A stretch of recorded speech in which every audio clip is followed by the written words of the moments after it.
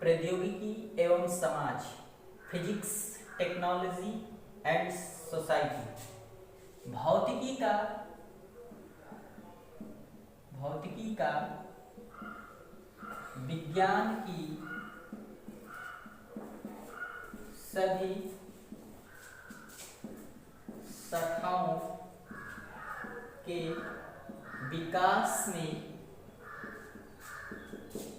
विकास एवं समाज के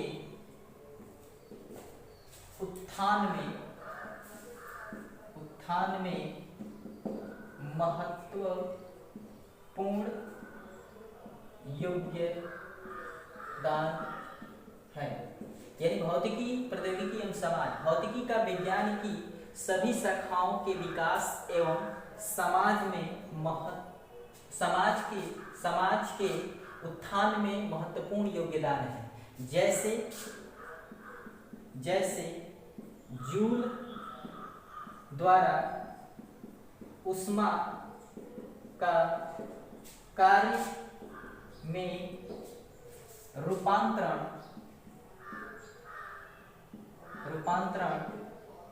एवं फैराडे द्वारा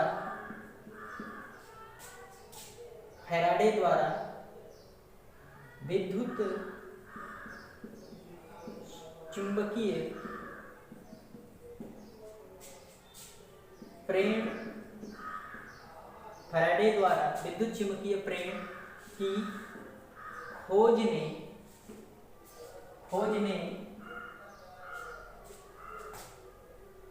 खोज ने समाज को अत्यधिक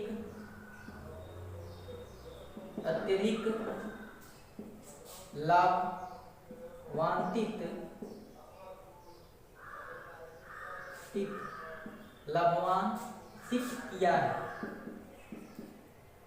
किया है एवं प्रौद्योगिकी यानी तकनीकी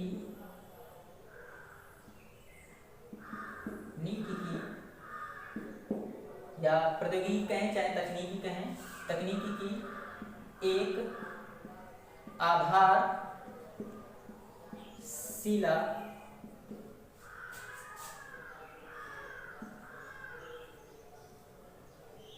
रखा है। यानी भौतिकी का विज्ञान की सभी शाखाओं के विकास एवं समाज के उत्थान में महत्वपूर्ण योगदान है। जैसे जूल द्वारा ऊष्मा का कार्य में रूपांतरण एवं फैराडे द्वारा विद्युत चुंबकीय प्रेरण की खोज ने समाज को अत्यधिक लाभान्वित किया है एवं प्रौद्योगिकी तकनीकी कह सकते हैं का एक आधारशिला रखा है। तकनीकी की एक आधारशिला रखा है। जैसे जैसे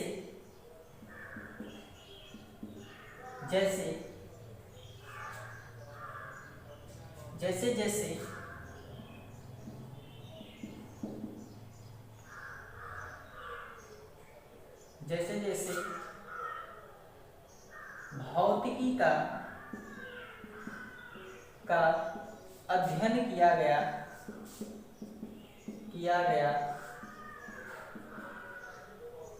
वैसे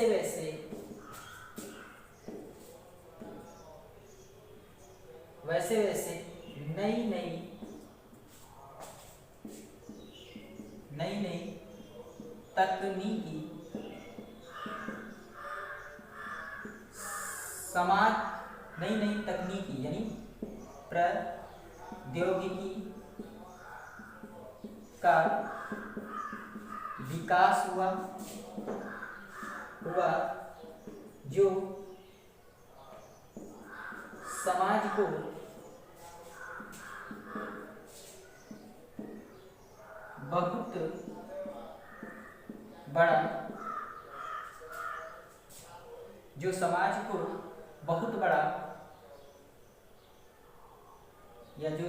बहुत बड़ा लाभान्वित किया है। यानी भौतिकी का विज्ञान की सभी शाखाओं के विकास एवं समाज के उत्थान में महत्वपूर्ण योगदान है।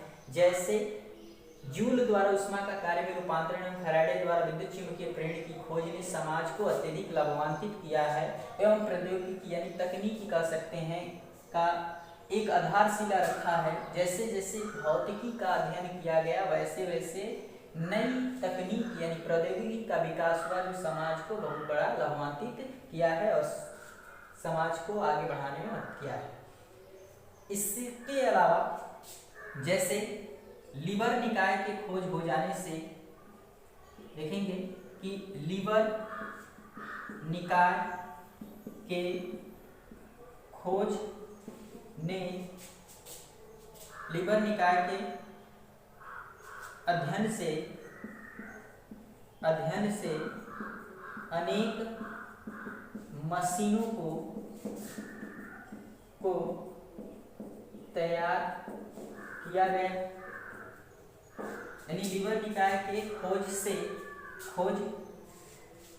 लीवर निकाय के अध्ययन से अनेक मशीनों को तैयार किया गया। दाब प्रवाह के अध्ययन से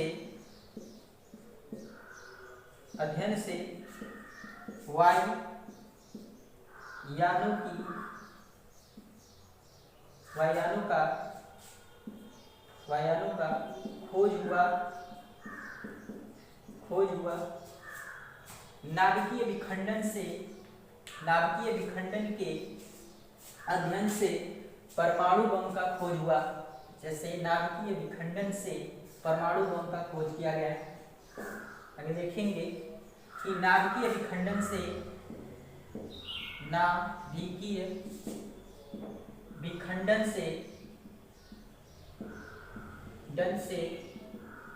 परमाणु नाभिकीय विखंडन के अध्ययन से परमाणु बम का निर्माण किया गया।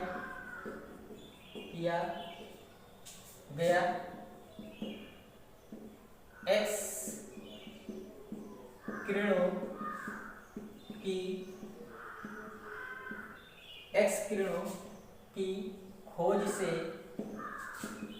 से नई एक्स किरणें मशीनें बनाई गई जो चिकित्सा के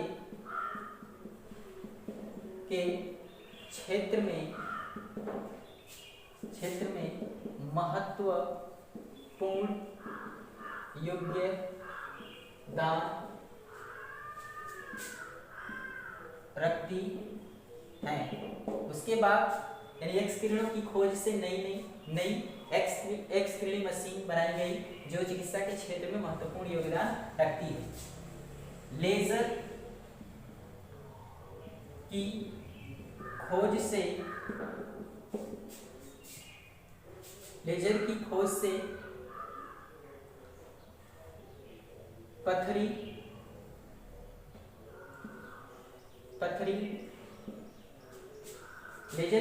से पथरी कैंसर का इलाज करने में सहायता मिली। अर्धचालक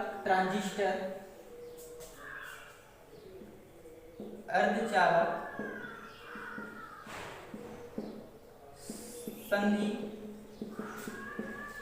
ट्रांजिस्टर की खोज से रेडियो, टीवी, कंप्यूटर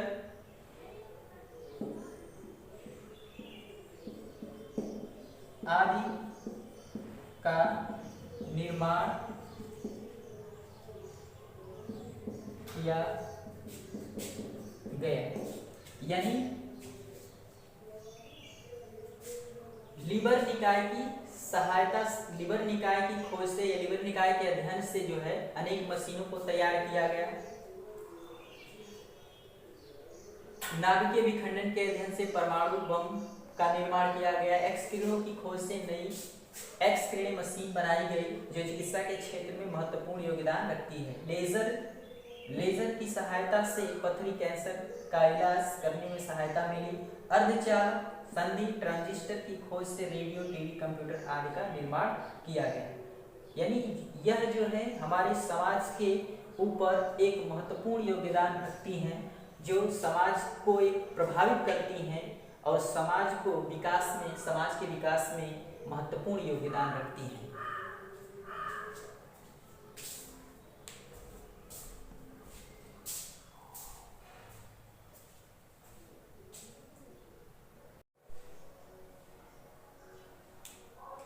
प्रकृति में मूल बल, फंडामेंटल फोर्स इन नेचर। प्रकृति में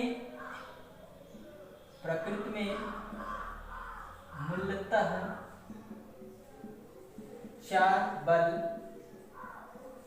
पाए जाते हैं। प्रकृति में मूलतः 4 बल पाए जाते हैं। पहला नंबर का गुरुत्वाकर्षण बल, इसको इंग्लिश में बोलते हैं ग्रेविटेशनल फोर्स।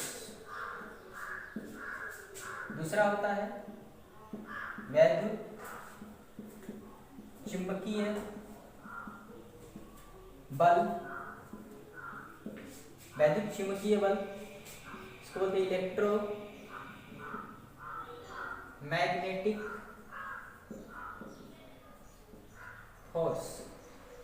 तीसरा होता है प्रबल नाभिकीय बल, स्ट्रॉन्ग न्यूक्लियर फोर्स।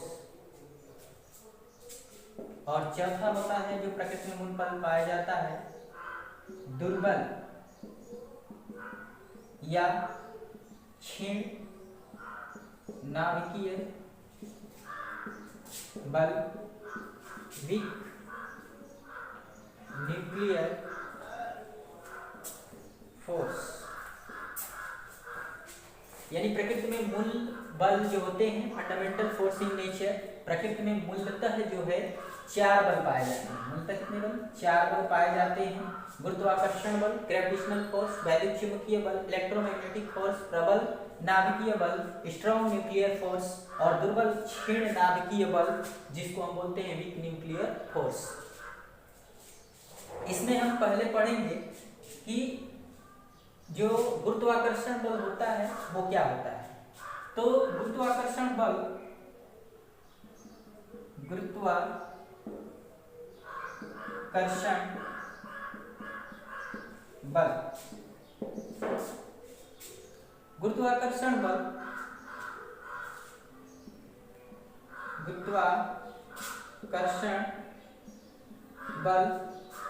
किन्हीं 2 पिंडों पर उनके द्रव्यमानों के कारण लगने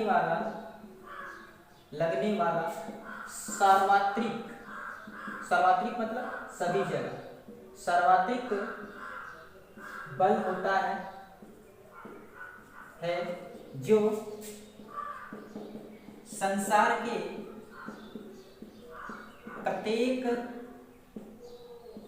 वस्तु पर आरोपित होता है। आरोपित मतलब लगता है। आरोपित मतलब लगता है। ये लगता है। आरोपित होना मतलब लगता है। आरोपित होता है। जैसे सूर्य के चारों ओर घूम रहे पृथ्वी, घूम रहे ग्रहों तथा पृथ्वी के चारों ओर चंद्रमा की गति एवं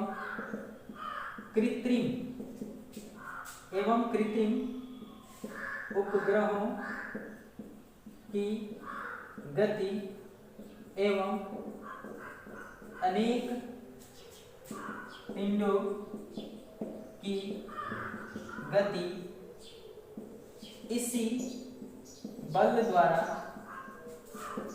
नियंत्रित होती हैं,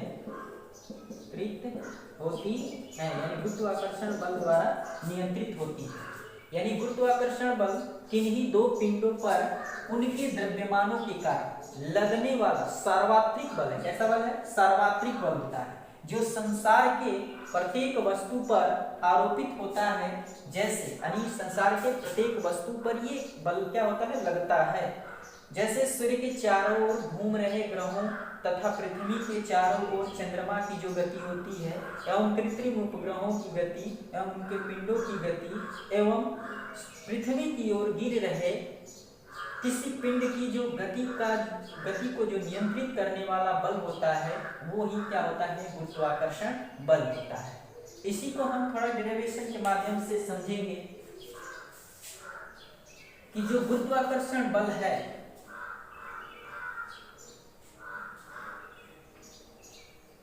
न्यूटन ने इसका क्या किया?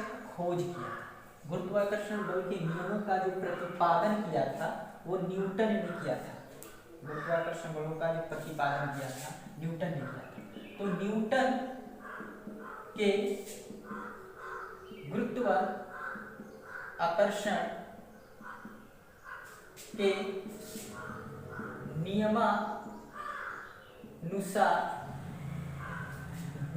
गुरुत्वाकर्षण के नियमानुसार किन्हीं दो पिंडों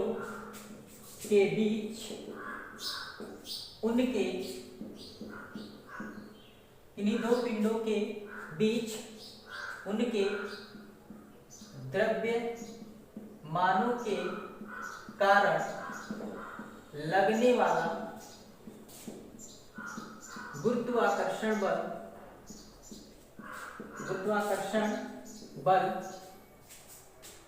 उनके द्रव्यमानों के गुणनफल के अनुक्रमानुपाती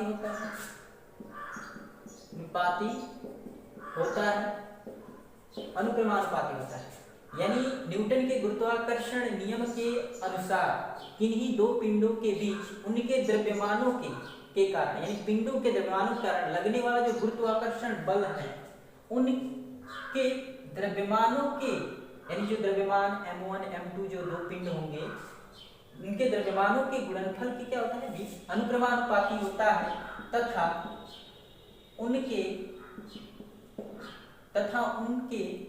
उन द्रव्यमानों के बीच की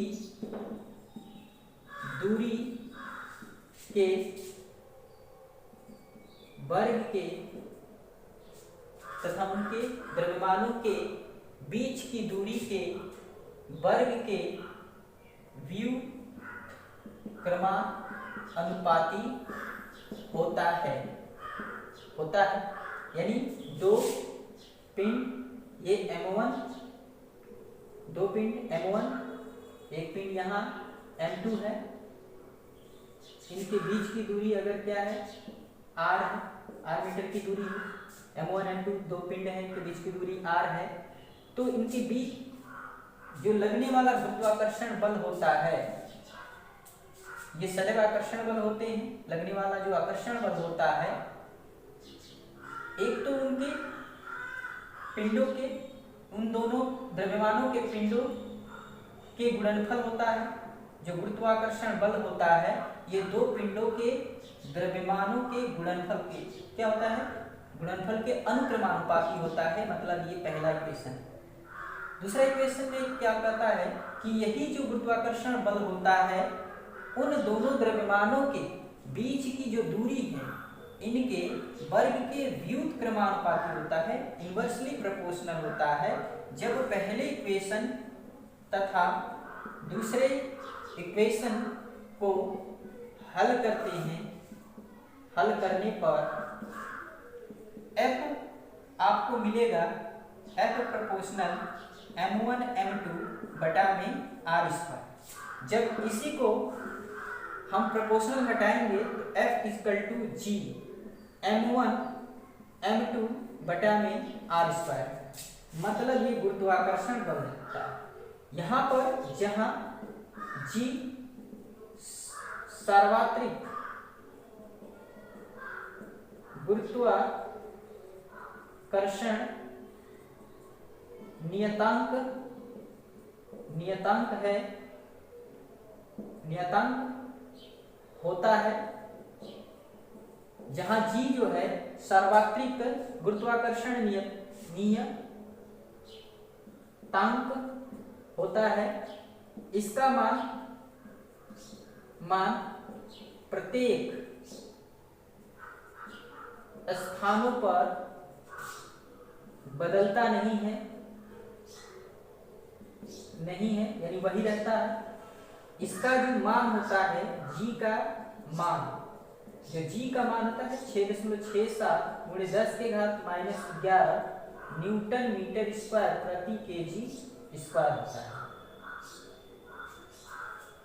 अब जो न्यूटन के गुरुत्वाकर्षण नियम का होता है, मतलब गुरुत्वाकर्षण जो बल होता है, न्यूटन ने ही किया था। न्यूटन के गुरुत्वाकर्षण के नियम के अनुसार किन्हीं दो पिंडों के बीच उनके द्रव्यमानों के कारण लगने वाला जो गुरुत्वाकर्षण बल होता है, ये सदैव ही क्या होता है, आकर्षण बल होता है। उनके बीच के गुणनफल का, इनके जो बीच का ये गुणनफल है, मतलब इनका गुणज, कि ये क्या होता है, समानुपाती या अनुक्रमानुपाती होता है, तथा उन दोनों जो द्रव्यमान हैं, इनके बीच की दूरी के वर्ग के व्युत्क्रमानुपाती होता है। जब इन्हीं दोनों इक्वेशनों को, समीकरणों को हल करेंगे तो F proportional to m1 m2 बटा में r स्क्वायर आएगा। जब प्रोपोर्शनल हटाएंगे तो एक सार्वत्रिक गुरुत्वाकर्षण नियतांक आएगा, जो जिसका मान जो होता है, G का मान 6.67 गुणे 10 के घात -11 newton metre square KG square होता है, न्यूटन मीटर प्रति केजी स्क्वायर। इसका मान प्रत्येक स्थानों पर बदलता नहीं है, यानी वही रहता है। उसके बाद हम देखेंगे कि गुरुत्वाकर्षण बल के गुण, properties of gravitational force, properties of gravitational force क्या होते हैं, इनकी प्रॉपर्टीज क्या होती हैं। इनकी प्रॉपर्टीज, गुरुत्व आकर्षण बल के गुण, गुरुत्वाकर्षण बल के गुण यानी प्रॉपर्टीज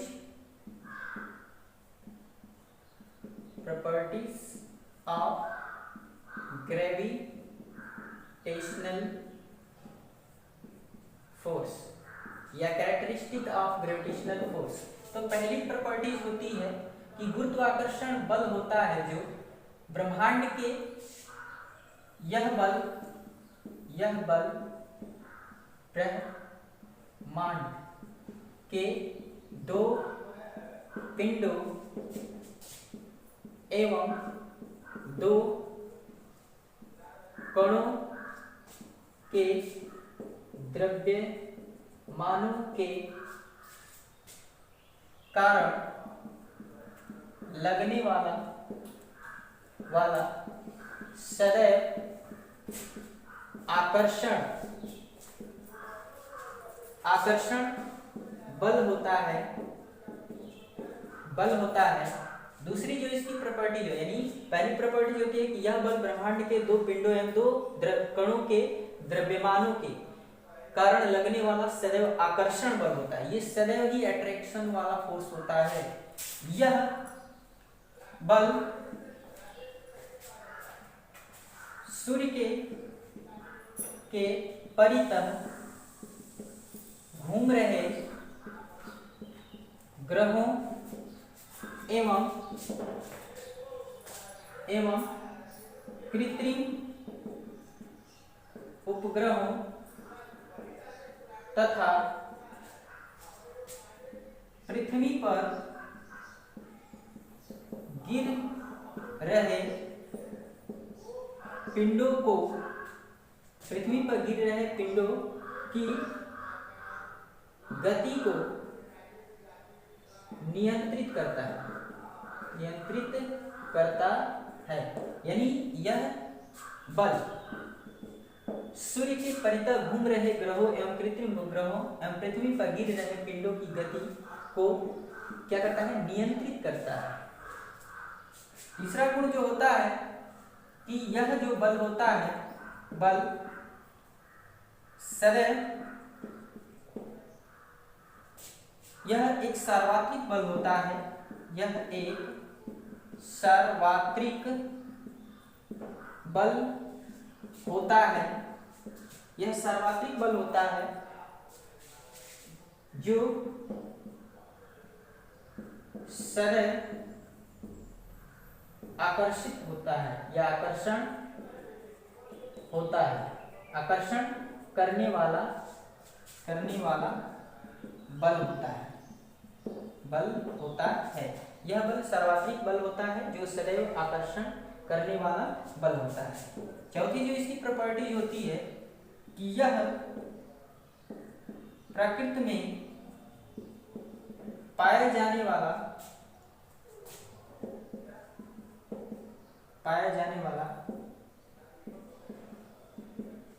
सबसे क्षीण बल होता है। यानी सबसे क्षीण बल होता है, मतलब तीव्रता के अनुसार देखें तो ये कमजोर होता है, ठीक है। सबसे क्षीण बल होता है। यानी यह बल ब्रह्मांड के दो पिंडों एवं दो कणों के द्रव्यमानों के कारण लगने वाला सदैव आकर्षण बल होता है। यह बल जो होता है सूर्य के परितः घूम रहे ग्रहों एवं कृत्रिम उपग्रहों तथा पृथ्वी पर गिर रहे पिंडों की गति को नियंत्रित करता है। तीसरी इसकी जो प्रॉपर्टीज होती है यह एक सार्वत्रिक बल होता है, सभी जगह लगने वाला बल होता है। पृथ्वी के कहीं भी किसी भी स्थान पर ये लगता है, आकर्षण करने वाला, या ब्रह्मांड के किसी भी स्थान पर लगता है, सदैव आकर्षण करने वाला क्या होता है? बल होता है। यह प्रकृति में पाए जाने वाला सबसे क्षीण बल होता है, मतलब सबसे जो है कमजोर बल।